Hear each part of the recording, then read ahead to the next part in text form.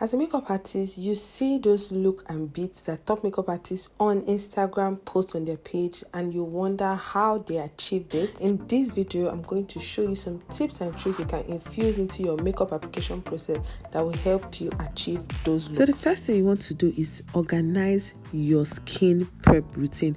Choose 3 to 4 products that you can use. Please note that your selection should be based on the client's skin problem. The client today in this tutorial, she has a smooth face, no acne whatsoever. She has a combination skin type. So first thing I do is I spray the face with my Kiss Beauty setting spray. I used my Cetaphil Moisturizer, and I go ahead to apply my e.l.f. grip primer onto the face. I like to think of the e.l.f. primer as a glue that sticks the foundation or powders or whatever I apply onto the face. Remember earlier I said this client has a combination skin, so I'm going to go ahead to use my Rimmel Stay Matte Primer to mattify her T-zone. I can also use my beauty sponge, press it in. Please allow the product application dry up on the face and become tacky before you move on to the next stage. So moving on to foundation, this is how you apply it. This is the ultimate trick. So first thing you need to do is take a very lightweight foundation and swipe exactly how I am. You see the way I'm moving my beauty blender? I am swiping generously all over her face, almost like I'm applying a very thin layer, but it is going a long way. As you can see the difference. Foundation is on her face, but it doesn't tell or doesn't look so obvious that foundation is on her face. Then if at all there is any discoloration or spots that you need to cover, then you can just take more foundation and go exactly and directly to that spot and apply there in tapping motion, like I will show you in a bit.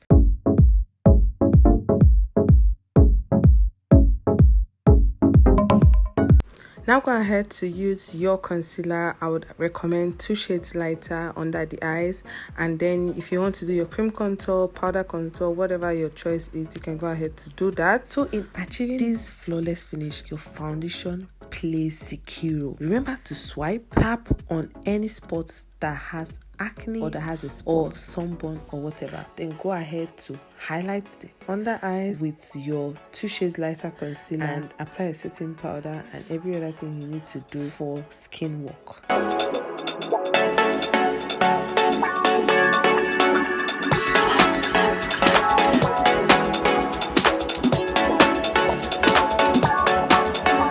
So make use of your favorite setting powder and then move on to applying your face powder. So use a very fluffy brush. Discard the excess on the brush first before you go ahead to apply all over the face, even on those areas you also highlighted. Then choose a powder that is 2 shades darker for the side of the face, like you can see, and then use another shade that is 1 shade darker on the bridge of the nose. So one silent truth in achieving a very smooth finish is the quality of the product you use. Most times people don't know this. You use a very heavy weight, I don't know how to say it. Most times you should stick to the lightweight foundations, but are still good, or they have buildable coverage that you can use. That is one hidden truth or one secret that you don't know. These are what your faves use and they achieve those looks. I understand that we are growing and we're trying to save money, and then you know the economy that we are in right now. I understand, but once in a while, gather money, save up, and get one quality product. That is what will help you achieve this very smooth finish. I kid you not, the hidden secret is the quality of the product you use. Quality products equals quality finish. Now in the description box, I'm going to list all the products I used so that you can have an idea, and then I will try as much as possible to leave dupes that you can use that are also affordable,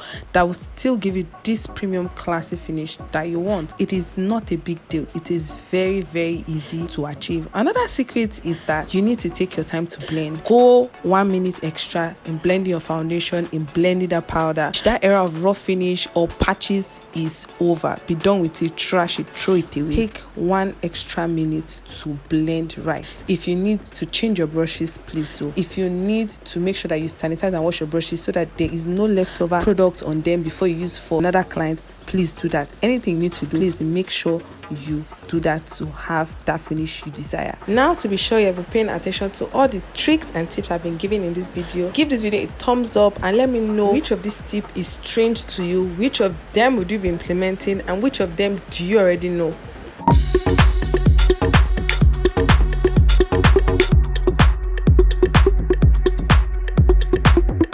Now moving on to eyeshadow, first thing I use the contour shade I use on her face just to start off as my transition color. These days I've been loving a lot of browns, so that is what I use. Another trick again to also achieve that clean eyeshadow finish is to take more time to blend. Try as much as possible, especially with your first transition shade, to blend close to the brows but not to cover the brow bone. I repeat, as close as possible to the brows but then not to cover the brow bone. You see that highlighted area, keep it that way, and then choose your favorite colors or blends that you want and then go ahead to do that. For this look I wanted a very clean finish. That is what the client requested, so that was exactly what I was doing. So for the transition, like I said, I used a brown shade first, then I'm going ahead to use a warm color before I now add a darker shade, which is the black color at the outer corner of her eyes. Then I went ahead to just apply a little bit of concealer, what was left on my hand from the highlight, on her eyelid. Then I applied a very neutral color to keep it very matte and clean. When you want to apply clean looks that you see your Instagram faves achieve, try as much as possible to make sure that even the eyeshadow application is very clean, very smooth, and very nice. I think going for matte eyes with the very smooth skin work makes all the difference. I'm not saying applying shimmer shadow doesn't give the smooth finish. It just bangs differently when it's a matte eyes. Do you get? But by all means, your skin work should be on 100.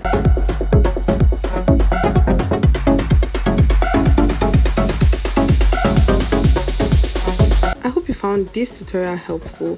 Don't leave yet. The next video you will see would show you and take a step further on how to achieve this amazing clean look on your clients. Stay tuned.